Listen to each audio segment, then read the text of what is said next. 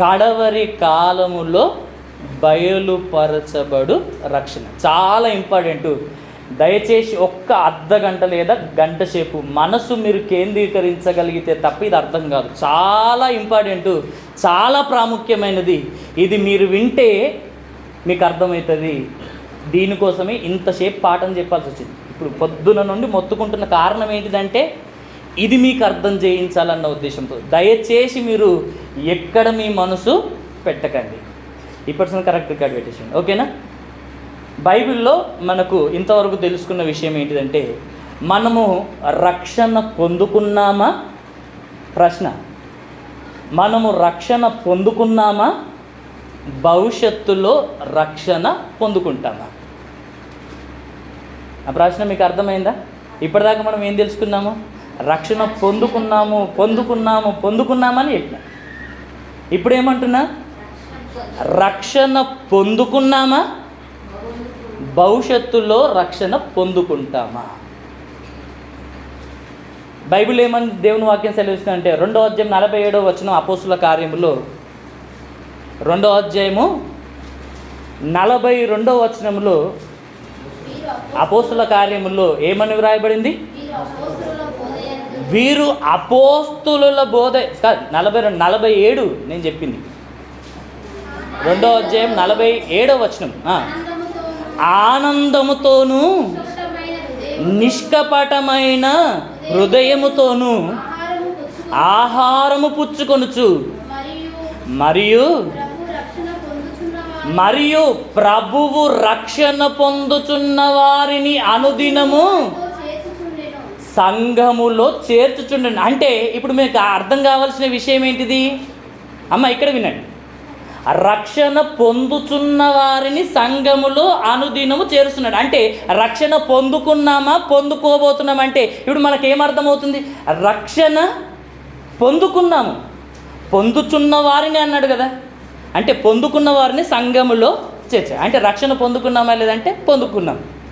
ఇప్పుడు మనం పొందుకున్న రక్షణ ఏంటిది?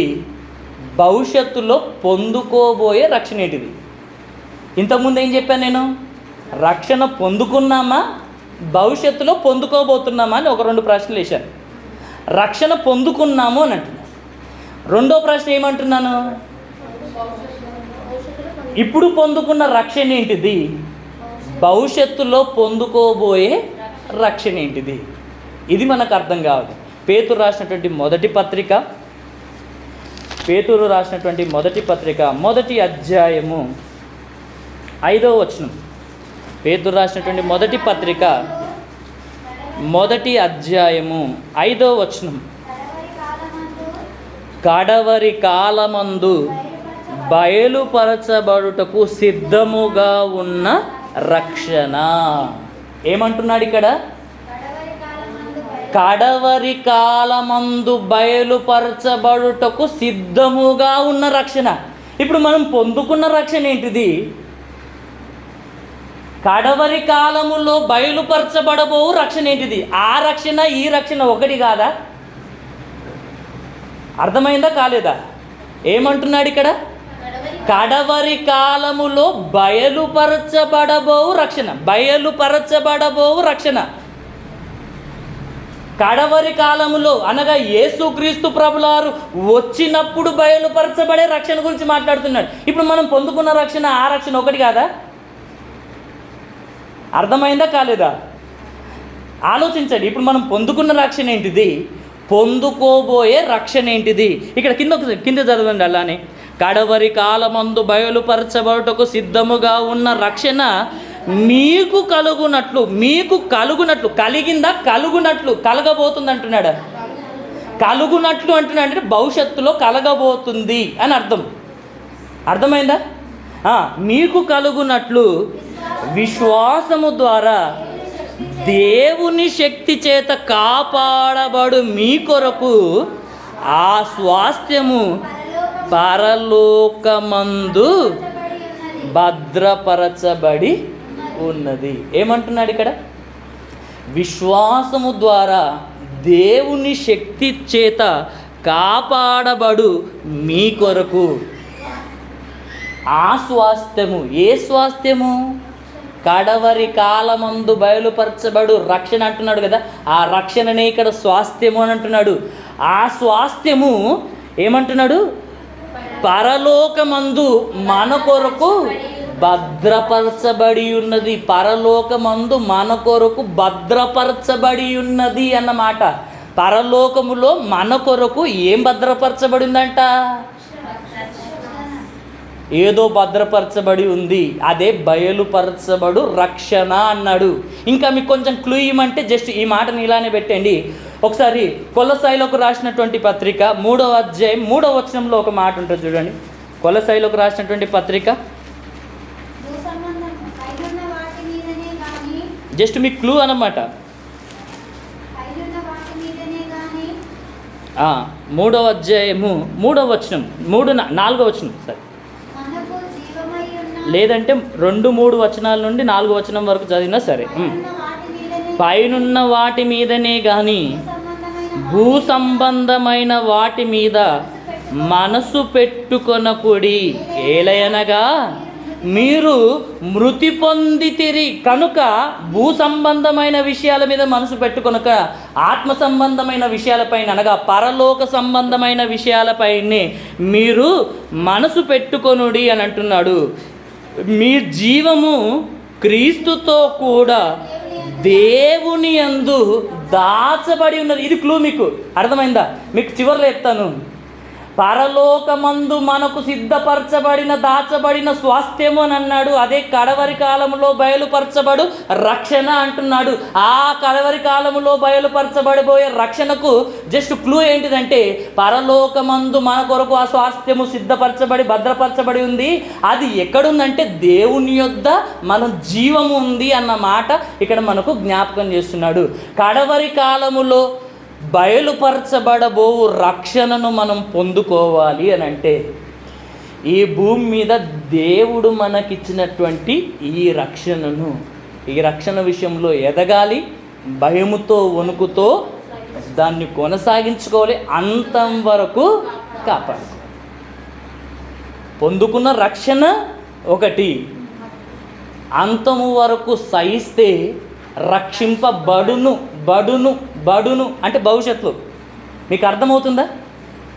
అంటే అంతం వరకు కొనసాగించుకుంటే మన రక్షణను పొందుకోబోయే రక్షణ గురించి మాట్లాడుతున్నాడు. అంటే మనం పొందుకున్న రక్షణ వేరు, పొందుకోబోయే రక్షణ వేరు.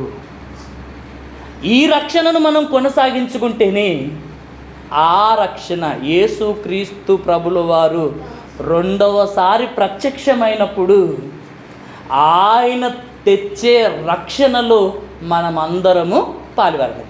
ఆయన తీసుకొచ్చే రక్షణ ఏంటిది? ఆయన రెండోసారి వచ్చినప్పుడు తేబడు రక్షణ ఏంటిది? కడవరి కాలములో బయలుపరచబడు రక్షణ అని అంటున్నాడు. అసలు ఈ రక్షణ ఏంటిదో మనము ఈ దాని గురించినటువంటి లేఖనాలు అనేక సందర్భాల్లోనే చదువుతున్నాం, కానీ గ్రహించని పరిస్థితి. ఎన్నోసార్లు చదువుకున్నాం ఈ మాటలు, కానీ గ్రహించని పరిస్థితి మనకు ఏర్పడుతుంది. రోమీలోకి రాసిన పత్రిక 13వ అధ్యాయం 11వ వచనం చదవండి ఒకసారి. రోమీలోకి రాసిన పత్రిక 13వ అధ్యాయము 11వ వచనం. మరియు మీరు కాలము నెరిగి నిద్ర మేలుకొను వేళ అయినదని తెలుసుకొని అలాగు చేయుడి. ఇక్కడ నుండి చాలా ఇంపార్టెంట్, రాసుకోండి. మనము విశ్వాసులమైనప్పటికంటే ఇప్పుడు రక్షణ మనకు మరీ సమీపముగా ఉందంటున్నాడు. ఏంటిది? విశ్వాసులం అయ్యామంటే అర్థం ఏంటిది? ఆల్రెడీ రక్షణ పొందుకున్నామని అర్థం. విశ్వాసులం అయ్యామని అంటే అర్థం ఏంటిది? ఆల్రెడీ రక్షణ పొందుకున్నామని అర్థం. విశ్వాసులం అయినప్పుడు అంటే రక్షణ పొందుకున్న మనము, రక్షణ పొందుకున్నటువంటి మనకు ఇప్పుడు ఒక రక్షణ సమీపంగా ఉందంటున్నాడు. అర్థమైందా? అర్థం కాలేదు అక్కడ. ఒక రక్షణ ఇప్పుడు మరీ సమీపంగా, ఒకప్పుడు మనం బాప్తిస్మం తీసుకున్నప్పుడు పొందుకున్న రక్షణ ఉంది కదా, అప్పుడు పొందుకున్నప్పటికంటే ఇప్పుడు రక్షణ మరీ మనకు సమీపంగా ఉన్నది అంటున్నాడు. అసలు పొందుకున్న రక్షణ ఏంటిది? మరీ సమీపంగా ఉన్న రక్షణ ఏంటిది? ఇంతకుముందు మనం ప్రశ్నలు వేసుకుంటూ వచ్చాం. పొందుకున్న రక్షణ ఏంటిది? కడవరి కాలములో బయలుపరచబడు రక్షణ ఏంటిది అని తెలుసుకున్నాం. అదే ప్రకారంగా రెండో విషయంలో ఏమనుకుంటున్నాము? రెండో విషయం, పొందుకున్న రక్షణ ఏంటిది? మరీ సమీపముగా ఉన్నటువంటి రక్షణ ఏంటిది? ఇంకొక మాట, యూదా రాసినటువంటి పత్రిక 1వ అధ్యాయం, దాంట్లో 1వ అధ్యాయం ఉంటుంది. యూదా రాసినటువంటి పత్రిక 1వ అధ్యాయము 3వ వచనం చదవండి ఒకసారి. యూదా రాసిన పత్రిక 1వ అధ్యాయం 3వ వచనం. ప్రియులారా, మనకందరికి కలిగిన రక్షణ అంటున్నాడా, కలిగేడు రక్షణ అంటున్నాడా? ఎన్నిసార్లు చదువుకోలేని చెప్పండి ఈ మాటలు, అవునా కాదా? ఎన్నిసార్లు చదువుకున్నాం. అసలు కలిగిన రక్షణ ఏంటిది? కలగబోయే రక్షణ ఏంటిది? ఇప్పుడు మనకు ఎన్ని ఆలోచనలు వస్తాయో చూడండి. మీకు వస్తుందా ఏమన్నా? ఏమంటున్నాడు అక్కడ యూదా గారు? యేసుక్రీస్తు ప్రభు యొక్క సహోదరుడు అయినటువంటి యూదా గారు ఏం రాయాలనుకున్నాడు తెలుసా? మనందరికీ కలిగేడు రక్షణ గురించి రాయాలని మరీ ఆసక్తి కలిగి ఉన్నాడంట. ఆయన కలిగేడు రక్షణ గురించి రాద్దామని అనుకుంటే దేవుడు మరొక విధంగా ప్రేరేపించి నువ్వు ఇది రాయి అనేసి ప్రేరేపించాడంట. కలిగేడు రక్షణ ఏంటిది? మనం పొందుకున్న రక్షణ ఏంటిది? అర్థమవుతుందా ఏమన్నా? కొరింథీయులకు రాసినటువంటి పత్రిక, ఇవన్నీ ప్రశ్నలే. కొరింథీయులకు రాసినటువంటి మొదటి పత్రిక 5వ అధ్యాయము 4-5 వచనాలు. కొరింథీయులకు రాసిన పత్రిక 5వ అధ్యాయము 4-5 వచనాలు. ఏమనగా ప్రభువైన యేసు దినమందు వాని ఆత్మ రక్షింపబడినట్లు. ఏమంటున్నాడంటే ఎప్పుడు రక్షించబడతాడంటే మన ఆత్మ. అదేంది, మనము ఇప్పుడు రక్షించబడలేమా? రక్షించబడ్డామా? రక్షించబడలేదు. ఎప్పుడు రక్షించబడతామని ఉంది అక్కడ. మన ప్రభువైన యేసు ఈ భూమి మీదకి వచ్చు దినమందు నువ్వు రక్షించబడతావంట. కొంచెం ఆశ్చర్యంగానే ఉంటుంది, కొంచెము కన్ఫ్యూజన్గా కూడా మనకు అనిపిస్తుంది. అర్థమైందా? ఇప్పుడు మనం ఆలోచించాల్సింది ఏముందంటే అక్కడ చూడండి, ఏమనగా మన ప్రభు అయిన యేసు దినమందు మన ఆత్మ రక్షించబడినట్లు శరీరేచ్ఛలు నశించుటకై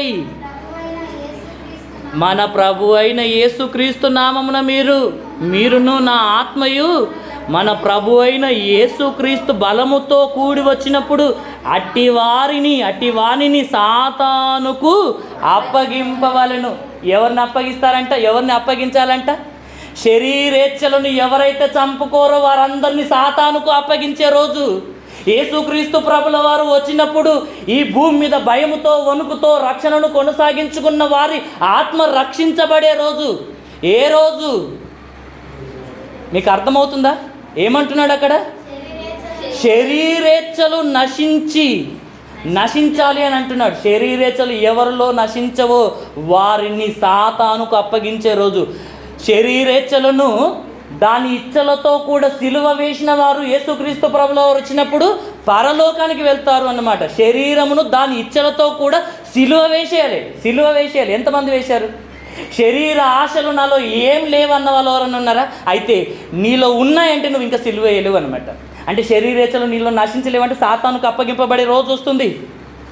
అలా అప్పగింపబడక ముందే ఆయన దినమందు నువ్వు రక్షించబడాలంటే నీ శరీరమును దాని ఇచ్చలతో కూడా సిలువ వేసి చంపేయాలి. వాటిని నీలో ఏమాత్రం ఉంచకూడదు అంటున్నాడు దేవుడు. శరీరేచ్ఛలు, శరీర క్రియలు ఏవనగా అవి ఏవి కూడా మన జీవితంలో ఉండకూడదు అని దేవుడు మరీ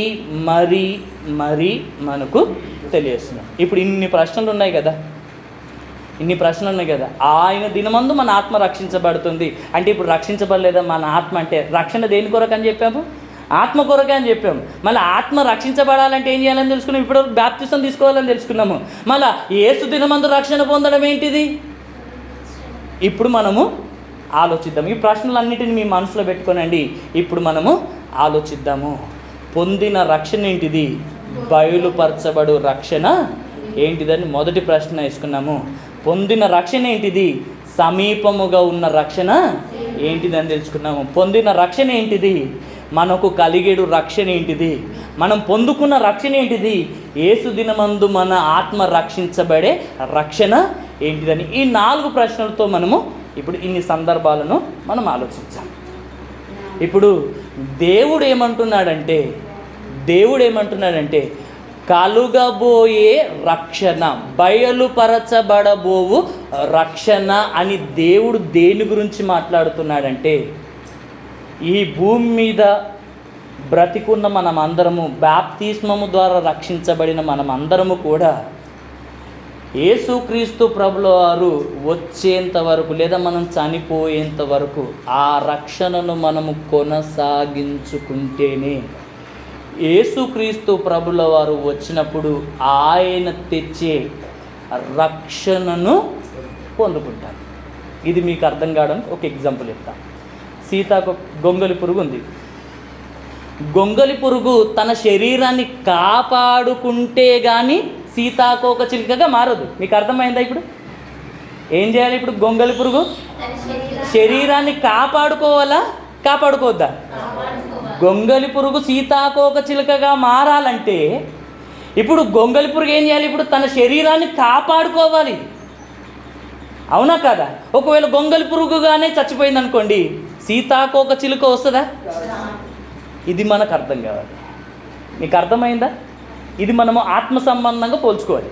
ఇప్పుడు యేసుక్రీస్తు ప్రభువారు వచ్చేంత వరకు దేవుడు మనకిచ్చిన ఈ రక్షణను కొనసాగించుకుంటేనే యేసుక్రీస్తు ద్వారా తేబడు ఆ రక్షణ, బయలుపరచబడు రక్షణ, మనకు కలగబోయే రక్షణ, అతి సమీపముగా ఉన్న రక్షణ, ఆయన వచ్చినప్పుడు మన ఆత్మ రక్షించబడే రక్షణ, ఆ రక్షణ పొందుకుంటాం. ఇంతకు ఆ రక్షణ ఏంటిది అనంటే కొరింథీయులకు రాసిన పత్రిక 15వ అధ్యాయము, కొరింథీయులకు రాసినటువంటి పత్రిక 15వ అధ్యాయము 53 నుండి మనం చదువుకుందాం.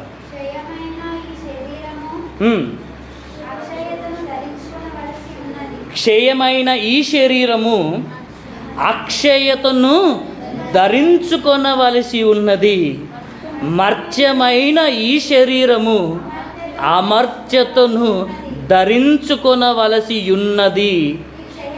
ఈ క్షయమైనది అక్షయతను ధరించుకొనినప్పుడు ఈ మర్త్యమైనది అమర్త్యతను ధరించుకొనినప్పుడు విజయమందు మరణము మృంగివేయబడును అని వాయబడిన వాక్యము నెరవేరును అన్నమాట ఇప్పుడు మనకు అనమాట. అంటే దేవుడు ఏం చెప్పబోతున్నాడు అని అంటే కలగబోయే ఆ రక్షణ ఏంది అని దేవుడు చెప్తున్నాడంటే, మనము యేసుక్రీస్తు ప్రభుల వారు వచ్చినప్పుడు పొందబోయే మహిమ గురించి చెబుతూ దానినే కలిగేడు రక్షణ, బయలుపరచబడు రక్షణ అంటున్నాడు. అర్థమైందా ఈ మాట? ఏమంటున్నాడు? ఒక్క మాటలో మీకు అర్థం కాని చెప్తున్నా, ఇప్పుడు ఎక్స్ప్లెయిన్ చేయాలి దాన్ని, ఆలోచించే. ఏమంటున్నాడు? మనము యేసుక్రీస్తు ప్రభుల వారు వచ్చినప్పుడు మనము పొందుకోబోయే మహిమను గురించి చెబుతూ ఆ మహిమనే మనకు కలిగేడు రక్షణ అంటున్నాడు. ఈ రక్షణ మనం పొందాలి అని అంటున్నాడు.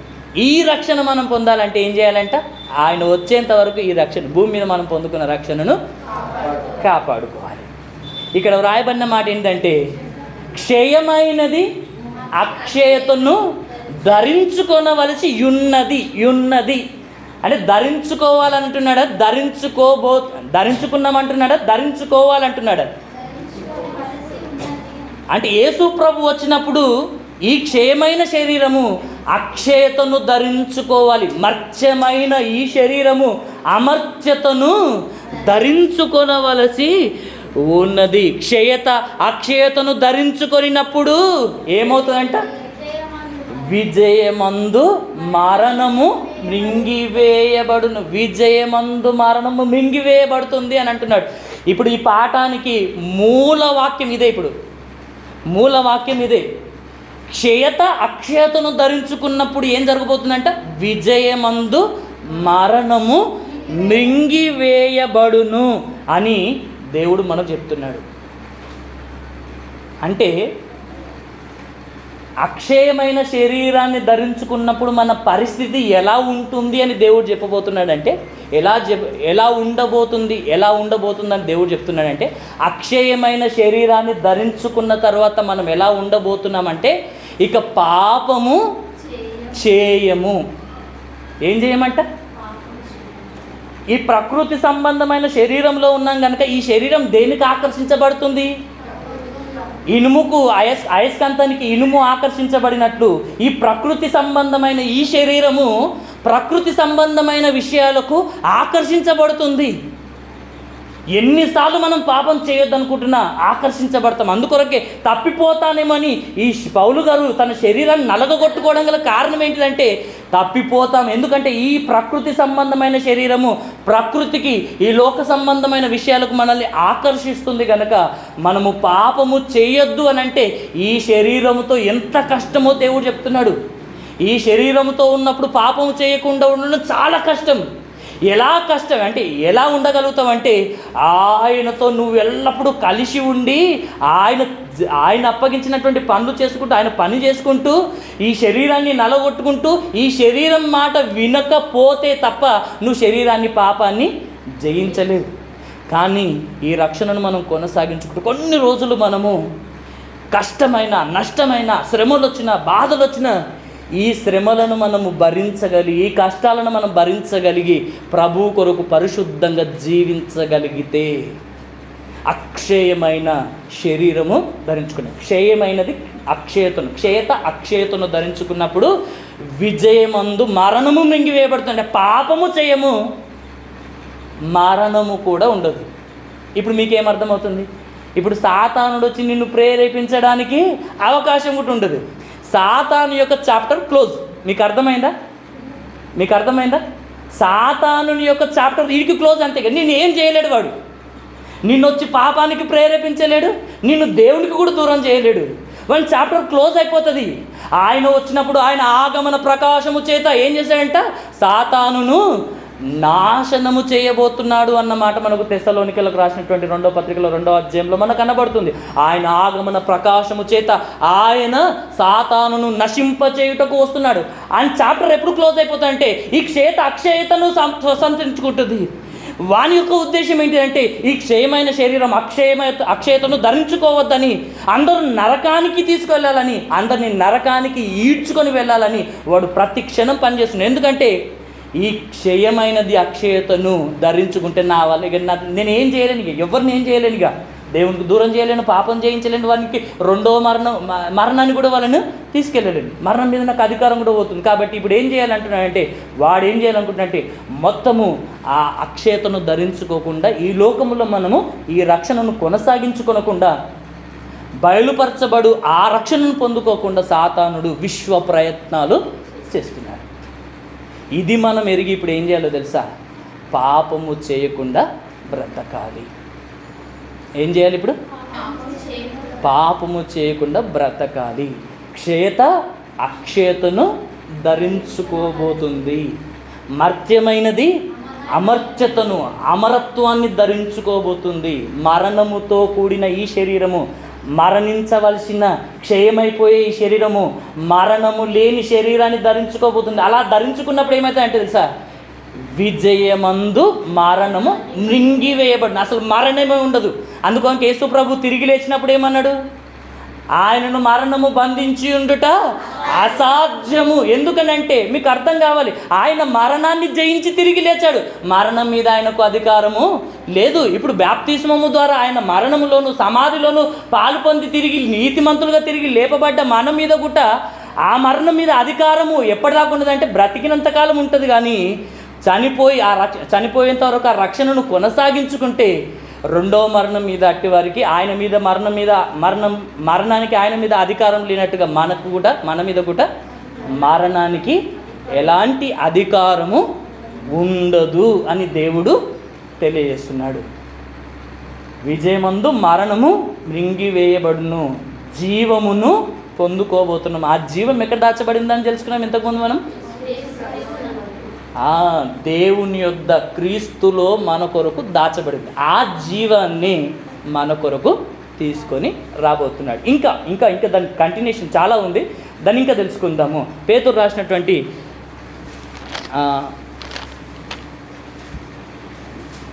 ఫిలిప్పీలకు రాసిన పత్రిక 2వ అధ్యాయం 21వ వచనం చదవండి. ఫిలిప్పీలకు రాసిన పత్రిక 3వ అధ్యాయము 21వ వచనం. ఫిలిప్పీలకు రాసిన పత్రిక 3వ అధ్యాయము 21వ వచనం. సమస్తమును తనకు లోపరుచుకొనజాలిన శక్తిని బట్టి ఆయన మన దీన శరీరమును తన మహిమ గల శరీరమునకు సమరూపము గలదానిగా మార్చును. ఏమంటున్నాడు? ఆయన వచ్చినప్పుడు ఇంకేం చేశాడంట? క్షేత అక్షేతను ధరించుకుంటుంది, మర్త్యమైనది అమర్త్యతను ధరించుకుంటుంది, విజయమందు మరణం రింగివేయబడుతుంది అని అంటున్నాడు. ఇక్కడికి వచ్చేసరికి ఏమంటున్నాడు? సమస్తమును తనకు లోపరుచుకొనజాలిన శక్తిని బట్టి ఆయన ఆయన ఆయన ఎవరు? యేసుక్రీస్తు ప్రభుల వారు మన దీన శరీరమును, ఏ శరీరం అంట? మన యొక్క ఈ దీన శరీరమును తన మహిమ గల తన శరీరమునకు సమరూపము గలదానిగా మారుస్తాడంట. పొందుకోబోయే రక్షణలో ఇంకేం పొందుకోబోతున్నామంటారు? మన యొక్క ఈ దీన శరీరము, క్షయమైపోయే ఈ శరీరము, మర్త్యమైపోయే ఈ శరీరము ఏమవుతుందంట? ఆయన మహిమ గల శరీరమునకు సమరూపము గలదానిగా మారుతాయి. అంటే మీకేం అర్థమవుతుంది? పొందబోయే రక్షణలో ఏం కలగబోతుందంట? ఆయనకు కలిగిన మహిమను మనము కూడా పొందుకుంటాం. సమానమైన మహిమ. మీకు అర్థమవుతుందా ఎంత గొప్ప స్థితిలోనికి పోతున్నాము? ఆయన కలిగి ఉన్న మహిమకు సమరూపమైన మహిమ గల వారిగా మారిపోతామంట. ఆయన శరీరమునకు, ఆయన మహిమ గల శరీరమునకు సమరూపమైన శరీరముగా మన శరీరము మార్చబడుతుంది అన్నమాట వ్రాయబడింది. అదే ప్రకారంగా యోహాను రాసినటువంటి మొదటి పత్రిక, యోహాను గారు రాసినటువంటి మొదటి పత్రిక 3వ అధ్యాయము 2వ వచనం చదవండి. యోహాను గారు రాసినటువంటి మొదటి పత్రిక 3వ అధ్యాయము 2వ వచనం. ప్రియులారా ఇప్పుడు మనము దేవుని పిల్లలమై ఉన్నాము, మనమిక ఏమవుదుమో అది ఇంకా ప్రత్యక్షపరచబడలేదు కానీ ఆయన ప్రత్యక్షమైనప్పుడు ఆయన ఉన్నట్టుగానే ఆయనలాగానే ఉండి ఆయనను చూతుము గనక ఆయనను పోలి ఉందుమని ఎరుగుదు. ఏమంటున్నాడు ఇక్కడ? ఆయన వచ్చినప్పుడు ఎలా ఉంటామో మనకు తెలియదు. ఆ పొందుకోబోయే మహిమ ఏంటిదో దేవుడు చెప్తున్నాడు, కానీ అది ఎలా ఉండబోతుందో మనం చూడలేము. కనుక ఆ పొందుకోబోయే మహిమ ఎలా ఉండబోతుందని అంటున్నాడంటే, ఆయన వచ్చినప్పుడు ఆయన ఎలా ఉంటాడో నీవు కూడా అలానే అయిపోతావంట. ఆయన ఉన్నట్టుగానే మారిపోతావంట, ఆయనలాగానే ఉంటావంట. ఆయన రూపముగా మనము ఈ భూమి మీద మార్చబడుతున్నాము కనుక ఆయన వలె మనము ఉండబోతాము అన్న మాట దేవుడు మనకు జ్ఞాపకం చేస్తున్నాడు. ఇప్పుడు మనం పొందబోవు మహిమ అంటే ఏమని తెలుసుకుంటున్నాము? క్షేత అక్షేతను ధరించుకుంటుంది, విజయమందు మరణము మింగివేయబడుతుంది, పాపము చేయము, సాతానునికి అవకాశము లేదు, ఆయన సింహాసనం మీద కూర్చుండే భాగ్యం. ఎందుకంటే నేను జయించిన నా తండ్రి సింహాసనం మీద కూర్చుండి ఉన్న ప్రకారము మిమ్మల్ని కూడా నా సింహాసనం మీద కూర్చుండబెడతారు. ఎంత గొప్ప మహిమకు దేవుడు మనల్ని పిలుస్తున్నాడు, ఎంత గొప్ప మహిమలో మనల్ని ప్రవేశపెట్టాలనుకుంటున్నాడు. మీరు ఆలోచించండి. అదంతా జరగాలంటే ఈ భూమి మీద దేవుడిచ్చిన ఈ రక్షణను కొనసాగించుకుంటేనే ఆ రక్షణను మనము పొందుకుంటాము. అర్థమైందా? ఆయన సింహాసనం మీద కూర్చుండబెడతానంటున్నాడు. ఆయన శరీరము, ఆయన మహిమ గల శరీరమునకు సమరూపమైన శరీరము గల దానిగా మనల్ని మారుస్తానంటున్నాడు. ఒక్క మాటలో చెప్పాలంటే మరణము మరి ఎన్నడూను ఉండకుండా నిత్యము యుగ యుగాలు ఆయనతో ఆనందంగా ఉండే భాగ్యం, ప్రతి క్షణము సంతోషంగా ఉండే భాగ్యము మనం పొందుకోబోతున్నామంట. అదే మాట తెస్సలోనికీయులకు రాసినటువంటి మొదటి పత్రిక 4వ అధ్యాయం 13వ వచనం నుండి చదువుకుందాం. తెస్సలోనికీయులకు రాసినటువంటి మొదటి పత్రిక 4వ అధ్యాయం 13వ వచనం నుండి మనందరికీ తెలిసిన మాట అనేది, సహోదరులారా నిరీక్షణలే, ఇంత గొప్ప మహిమను మనం పొందుకోబోతున్నాము. ఇగో కలిగేడు యేసుక్రీస్తు ప్రభుల వారు వచ్చినప్పుడు తేబడు ఆ యొక్క మహారక్షణలో మనం పొందుకోబోతున్నాం. ఆ మహిమను మనం పొందుకోబోతున్నాం, ఆ రక్షణను మనం పొందుకోబోతున్నాము గనక ఇప్పుడు మనం ఎలా ఉండాలి? ఈ భూమి మీద ఉన్నప్పుడు సహోదరులారా నిరీక్షణ లేని ఇతరుల వలె మనము ప్రతిదానికి దుఃఖపడొద్దు అంటున్నాడు దేవుడు. ఏమంటున్నాడు? ఏదో లేదని, ఏదో ఉందని, ఏదో అయిందని ప్రతిదానికి నువ్వు దుఃఖపడాల్సినటువంటి అవసరం లేదు అని దేవుడు చెప్తున్నాడు. ఎందుకంటే మీరు ఆలోచించండి, దేవుడు ఏమంటున్నాడు? నిరీక్షణ లేని ఇతరుల వలె మీరు దుఃఖపడకుండానట్లు నిద్రించుచున్న వారిని గురించి మీకు తెలియకుండా మాకిష్టం లేదు. యేసు మృతి పొంది తిరిగి లేచనని మనము నమ్మిన ఎడల అదే ప్రకారము యేసునందు నిద్రించిన వారిని దేవుడు ఆయనతో కూడా వెంటబెట్టుకొని వచ్చును. మేము ప్రభువు మాటను బట్టి మీతో చెప్పినదేమనగా, ప్రభు రాకడ వరకు సజీవులమై నిలిచి ఉండు మనము నిద్రించిన వారి కంటే ముందుగా ఆయన సన్నిధికి చేరము. ఫస్ట్ ఎక్కడికి వెళ్ళి లేపబడతారంట ఆయన వచ్చినప్పుడు? ప్రభువును నమ్మి మృతులైన వారు మొదటగా లేచి భూమి మీదకి వస్తారంట. భూమి మీద ఆయన కొరకు బ్రతుకుతున్నటువంటి వారందరూ కూడా ఈ క్షయమైన శరీరాన్ని విడిచిపెట్టి అక్షయతను ధరించుకొని అందరూ కూడా యేసు ద్వారా ఒక్కసారిగా పరలోకానికి పోతారు. మనం ఫస్ట్ స్టార్టింగ్లో తెలుసుకున్నాం కదా, ఏమని? పరలోకమందున్నవైనను భూలోకమందున్నవైనను అవన్నీ కూడా యేసుక్రీస్తు ద్వారా దేవుడు స్వీకరించాలి.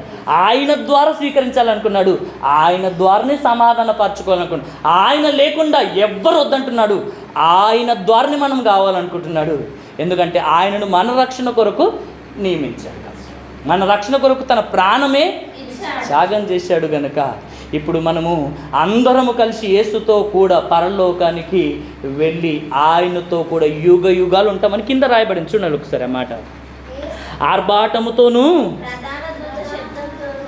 16వ వచనం, ఆర్భాటముతోనూ ప్రధాన దూత శబ్దముతోనూ దేవుని బూరతోనూ పరలోకము నుండి ప్రభువు దిగి వచ్చును. క్రీస్తు నందుండి మృతులైన వారు మొదట లేతురు.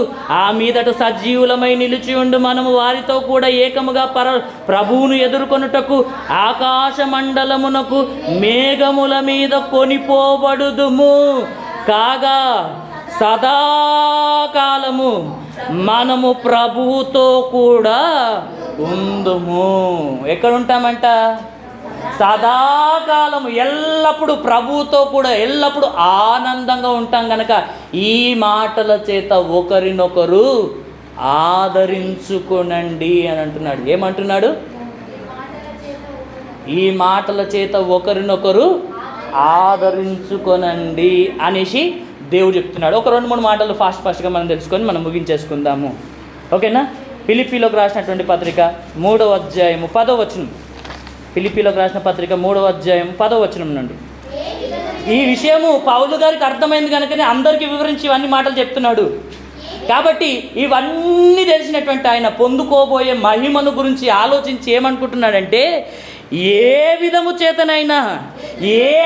చేతనైనా ఆయన కావాల్సింది ఏంటిదంటే ఇది, ఏ విధము చేతనైనా మృతులలో నుండి నాకు పునరుత్థానము కావాలనని ఆయన మరణం విషయంలో సమాన అనుభవం గలవాడనై ఆయన పునరుత్థాన బలమును ఎరుగు నిమిత్తము ఆయన శ్రమలలో పాలివాడనగుట ఎట్టిదో ఎరుగు నిమిత్తము సమస్తమును నష్టపరుచుకొని వాటిని పెంటతో సమానముగా ఎంచుకొనుచున్నాను. పొందబోయే ఆ మహిమను పొందడానికి, యేసుక్రీస్తు వచ్చినప్పుడు పొందబోయే ఆ మహిమ కొరకు ఈ భూమి మీద ఏం చేస్తున్నాడంటే ఆయన సమస్తమును నష్టపరుచుకొని పెంటతో సమానంగా ఎంచుకొని ఏ విధముగానైనా నాకు ఏం కావాలి? ఇప్పుడు మృతులలో నుండి నాకు పునరుత్థానము కావాలని ఆయన నిరీక్షించినట్టుగా మనకు కనబడుతుంది. మనకెందుకు ఆ నిరీక్షణ లేదు? మనకెందుకు ఆ నిరీక్షణ లేదు? మనకు ఆ విశ్వాసం ఎందుకు లేదు? ఇంకా లోక సంబంధంగానే ఎంతకాలం జీవించాలి? ఎంతకాలం ఇంకా మన కొరకు మనం జీవించాలి? అందరు ఎలా జీవిస్తున్నారంటే, ఎందుకు బ్రతుకుతున్నావు బ్రదర్ అంటే తినడం కోసం అంటున్నారు. ఎందుకు తింటున్నావు బ్రదర్ అంటే బ్రతకడం కొరకు. ఎందుకు తింటున్నారంటే వీళ్ళు తినడం కొరకు బ్రతుకుతున్నారంట, బ్రతకడం కొరకే తింటున్నారంట. మళ్ళీ దేవుని నమ్మిన మనం ఎందుకు బ్రతకాలి? మనం బ్రతికినను చనిపోయినను ప్రభు కొరకు బ్రతకాలి. మన కొరకు మృతి పొంది తిరిగి లేచిన ఆయన నిమిత్తం జీవించడం కొరకు, మనందరి కొరకు ఆయన మృతి పొందినట్టుగా దేవుని వాక్యం సెలవిస్తుంది. ఒకసారి రోమీలోకి రాసినటువంటి పత్రిక 8వ అధ్యాయము, రోమీలోకి రాసినటువంటి పత్రిక 8వ అధ్యాయం 23-24 వచనాలు. రోమీలోకి రాసిన పత్రిక 8వ అధ్యాయము 23-24 వచనాలు. అంతేకాదు ఆత్మ యొక్క ప్రథమ ఫలముల నొందిన మనము కూడా దత్తపుత్రత్వము కొరకు, అనగా మన దేహము యొక్క విమోచన కొరకు కనిపెట్టుచు మనలో మనము ములుచున్నాం. ఒకనాడు వాళ్ళు ఏం చేస్తున్నారంటే తెలుసా? మన దేహం యొక్క విమోచన కొరకు ఏం చేస్తున్నారంటే వాళ్ళందరూ, ఆ భక్తులందరూ ఏం చేస్తున్నారంట? దేహం యొక్క విమోచన కొరకు కనిపెట్టుచు ఈ శరీరంలో మూలుగుచున్నారంట. శరీరంలో ఏం చేస్తున్నారంట? మూలుగుచున్నారంట. అంటే ఎప్పుడు ఈ శరీరాన్ని విడిచిపెట్టాలి, ఎప్పుడు ఆ మహిమను పొందుకోవాలని ఈ శరీరంలో ఉన్నప్పుడు ఏం కోరుకుంటున్నారంట? అక్షయమైన శరీరాన్ని ధరించుకోవాలి, ఆ మహిమ శరీరాన్ని ధరించుకోవాలని ఈ శరీరంలో ఉన్నప్పుడు ఏం చేస్తున్నారంట? వాళ్ళు మూలుగుచు దాని కొరకు కనిపెట్టుకొనిచున్నారంట, దాని కొరకు నిరీక్షిస్తున్నారంట. ఒక నిజ క్రైస్తవుడు దేని కొరకు కనిపెట్టాలో తెలుసా? మరణము కొరకు ఎదురు చూడాలి. నిజంగా చెప్తున్నాను. ఒక క్రైస్తవుడు దేని కొరకు ఎదురు చూడాలి తెలుసా? ఎలా బ్రతకాలని కాదు, దేవుని కొరకు ఎలా చావాలని ఎదురు చూడాలి. వీళ్ళందరూ అదే చేశారు. ఈ శరీరము యొక్క విమోచన కొరకు వాళ్ళు మూలుగుతున్నారంట. పౌలు గారు అంటారు, నేను వెడలిపోయి క్రీస్తుతో కూడా ఉండవాలని ఆశపడుచున్నాను, కానీ ఈ భూమి మీద నేను మీ నిమిత్తం ఉండవలసిన అవసరం ఉంది కనుక దేవుడు నన్ను ఉంచుతున్నాడు. అయితే ఆయన ఉంచినంతకాలం నేను ఎలా ఉంటానంటున్నాడంటే, బ్రతుకుట క్రీస్తే, చావైతే లాభం. ఎందుకంటే చనిపోతేనే ఆ మహిమను, ఆ అక్షయతను, ఆ యొక్క మహిమను మనము పొందుకుంటాం. ఆయనకు సమానమైన మహిమను పొందుకుంటాం. ఆయన సింహాసనం మీద కూర్చుంటాము. మరణమందు విజయమందు మరణము మింగివేయబడుతుంది. సాతానుని నశించిపోయే రోజు. అర్థమైందా? ఇక వానికి ఏం పని లేదు. ఇక నరకములో వాడు నిత్యము బాధపడాల్సినటువంటి పరిస్థితి. ఒక నిజ క్రైస్తవుడు కూడా చావు కొరకు ఎదురు చూడాలి, కానీ ఈ లోకంలో ఎలా బ్రతకాలనే ఆలోచిస్తున్నారు. కానీ దేవుని కొరకు బ్రతికి దేవుడు అప్పగించిన పనిని నేను ఎంతవరకు చేస్తున్నానన్న ఆలోచన ఈనాడు లేకుండా సాతానుడు ప్రతి ఒక్కరిని మోసం చేస్తుంది. దయచేసి ఈ మాటలు మీరందరూ గ్రహించాలని మరీ కోరుకుంటున్నానండి. ఒకసారి ఆలోచించండి. పేతురు రాసినటువంటి 2వ పత్రిక, ఒక 2 రిఫరెన్స్లు చదువుకొని ముగించేసుకుందాం. పేతురు రాసినటువంటి 2వ పత్రిక 3వ అధ్యాయము, పేతురు రాసినటువంటి 2వ పత్రిక 3వ అధ్యాయము 10-12 వచనాలు ఇక్కడ చదువుకుందాం. అయితే ప్రభు దినము దొంగ వచ్చినట్టు వచ్చును. ఆ దినము యేసుక్రీస్తు ప్రభుల వారు వచ్చినప్పుడు ఏం జరగబోతుందంట? ఆకాశములు మహాధ్వనితో గతించిపోవును, పంచభూతములు మిక్కటమైన వేండ్రముతో లయమైపోవును, భూమియు దాని కృత్యములు, దాని మీదనున్న కృత్యములు కాలిపోవును. ఇవన్నీ లయమైపోవునవి గనుక ఆకాశములు రవులుకొని లయమైపోవునట్టియు, పంచభూతములు కూడా మహావేంద్రముతో కరిగిపోవునట్టియు, దేవుని దినపు రాకడ కొరకు ఈ శరీరములో ఉన్న మనమందరము కూడా ఏం చేయాలంట? నిరీక్షణతో ఎదురు చూడాలి. ఏ నిరీక్షణ అని రాయబడింది తెలుసా? శుభప్రదమైన నిరీక్షణ. నిరీక్షణ ఎప్పుడు వస్తుందో తెలుసా?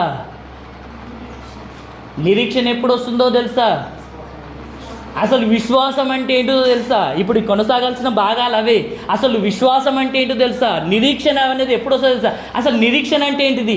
విశ్వాసం అంటే ఏంటిది? విశ్వాసం అంటే ఏంటిది? నిరీక్షింపబడు వాటి యొక్క నిజ స్వరూపమైన. అసలు నిరీక్షణ అంటే ఏంటిది? ఎదురు చూడడం. దేని కొరకు ఎదురు చూడాలి? ఇక్కడ రాయబడింది చూడండి, దేవుని దినపు రాకడ కొరకు కనిపెట్టాలి. ఎందుకంటే ఆయన వచ్చినప్పుడు ఏం జరుగుతుందో ఇంతవరకు మనం తెలుసుకున్నాం. ఆయన వచ్చినప్పుడు ఏం జరుగుతుందో తెలుసుకున్నాము.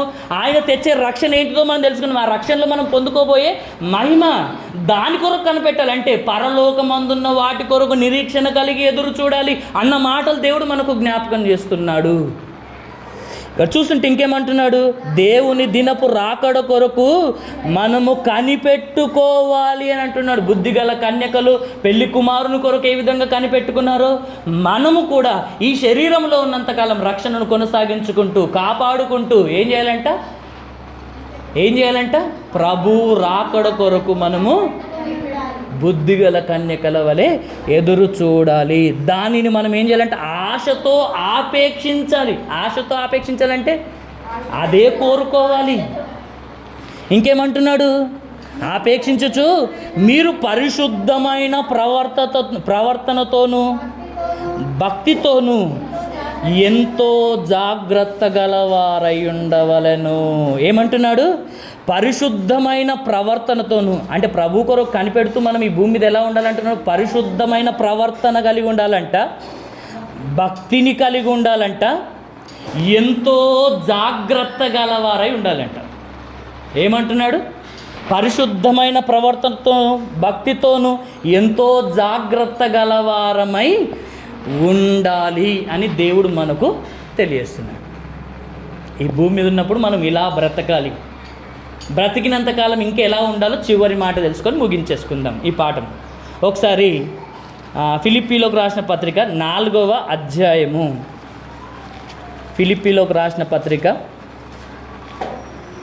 మీరు రాసుకుంటే కొరింథీయులకు రాసినటువంటి దాంట్లో పొందబోయే మహిమలో కొరింథీయులకు రాసినటువంటి 2వ పత్రిక 5వ అధ్యాయం 1 నుండి 10 వచనాలు కూడా రాసుకోనండి. 2వ కొరింథీ 5వ అధ్యాయం 1 నుండి 10 వచనాలు కూడా రాసుకోనండి. సమయం లేదని నేను చెప్పట్లేదు, ఆలోచించండి. ఇక్కడ చివరి మాట ఇది చదువుకొని ముగించేసుకుందాం. ఫిలిప్పీలోకి రాసినటువంటి పత్రిక 4వ అధ్యాయము 4వ వచనం. ఈ భూమి మీద ఉన్నప్పుడు మనం ఏం చేయాలంట? దేవుని దినపు రాకడ కొరకు ఆశతో ఎదురు చూడాలి, కనిపెట్టుకోవాలి. ఏం చేయాలి? పరిశుద్ధమైన ప్రవర్తనతోనూ భక్తితోనూ ఎంతో జాగ్రత్త గలవారమే జీవించాలని తెలుసుకున్నాం. ఇంకా ఈ భూమి మీద బ్రతికున్నంతకాలం మనం ఎలా ఉండాలని దేవుడు చెప్తున్నాడంటే ఎల్లప్పుడూ ప్రభువునందు ఆనందించుడి, మరలా చెప్పుదును ఆనందించండి. ఏం చేయాలంటే ఇప్పుడు దేని కొరకు ఆనందించాలి? ఈ లోకములో ఎదురయ్యే ఈ శ్రమల కోసము, ఈ లోకములో మనకు వచ్చే కష్టాల కోసం మనం ఏం చేస్తాం? నాకే ఇన్ని కష్టాలు వచ్చినాయి అనేసి దేవుణ్ణి నమ్ముకున్నందుకు ఏమన్నా శ్రమలు వస్తే బాధలు వస్తే మనం కృంగిపోతాం. దేవుడు ఏమంటున్నాడు తెలుసా? ఎవడైనా నువ్వు క్రైస్తవుడైన ఎడల వాడు బాధను అనుభవించిన ఎడల, క్రైస్తవుడు అయినందుకు బాధను అనుభవించిన ఎడల మీరు సిగ్గుపడొద్దు, బాధను అనుభవించొద్దు. ఆ పేరును బట్టే మీరు దేవుణ్ణి మహిమపరచాలి, సంతోషించాలి అని అంటున్నాడు. ఈ భూమి మీద మనకు కలగబోయే ఈ మహాశ్రమల విషయంలో మనం ఏం చేయాలంట? ఆనందించాలి. ఎందుకో తెలుసా? ఈ మాటను నిలబెడితే పేతురు రాసినటువంటి మొదటి పత్రికలో 5వ అధ్యాయం 10వ వచనంలో రాయబడిన మాట ఏంటిదంటే, అక్కడ సర్వకృపానిధియగు దేవుడు ఏం చేశాడంట? తన నిత్య మహిమకు మనల్ని పిలిచాడు.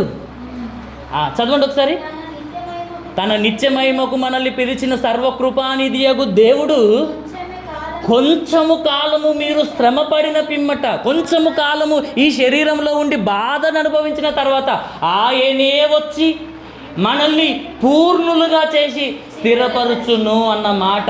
కొంతకాలమే ఇవన్నీ, ఈ కొంతకాలం శరీరంలో ఉన్నప్పుడు అనుభవించాలి. కానీ వాటి విషయమై కలగబోయే వాటి విషయమై ఈ భూమి మీద ఉన్నప్పుడు నీ విషయంలో నిందలేస్తున్న వారు, నిన్ను శోధిస్తున్న వారి విషయంలో నువ్వేం చేయాలి? బాధపడొద్దు. నన్ను ఇట్లా అంటున్నారు అనేసి ఎవరు బాధపడాల్సిన అవసరం లేదండి. వాటన్నిటి విషయంలో మనం మహానందముతో సంతోషించాలి.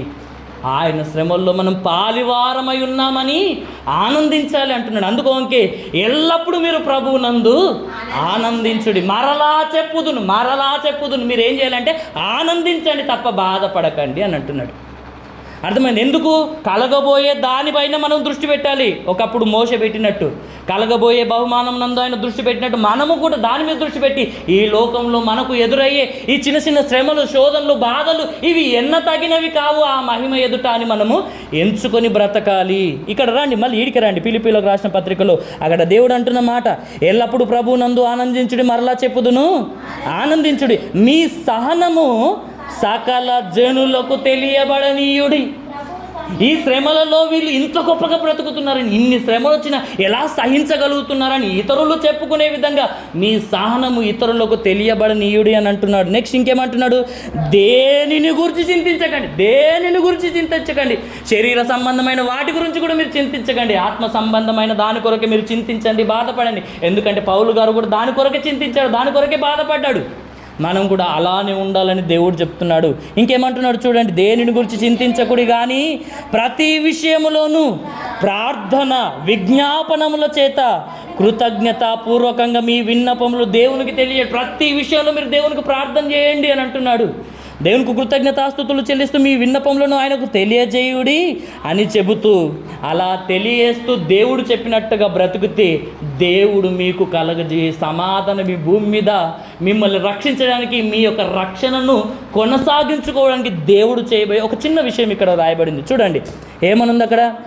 అప్పుడు మీరు ఇలా చేస్తే, మీరు ఇలా బ్రతుకుతే, ఆ నిరీక్షణ కలిగి ఇలా బ్రతుకుతే, అప్పుడు సమస్త జ్ఞానమునకు మించిన దేవుని యొక్క సమాధానము, సమస్త జ్ఞానమునకు మించిన దేవుని యొక్క సమాధానము యేసుక్రీస్తు వలన మీ హృదయములకును మీ తలంపులకును కావలి ఉండును.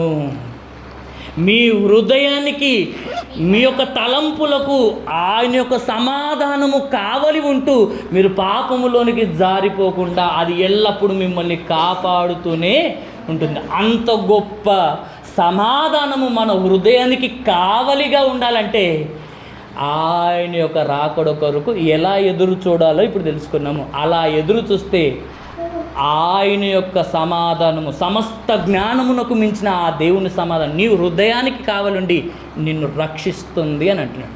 ఆ రక్షణ నువ్వు పొందుకోవాలని అంటే ఏం చేయాలంటే అంతము వరకు సహించాలి, కాపాడుకోవాలి. అప్పుడు యేసుక్రీస్తు ప్రభుల వారు వచ్చినప్పుడు బయలుపరిచే ఆ రక్షణలో మనం అందరము పాలివారమవుతాం. అట్టి కృప దేవుడు మనందరికీ దయచేయాలని కోరుకుంటూ ముగిస్తున్నాను. ఈ మాటలు దేవుడు దీవించుగాక. ఆమేన్.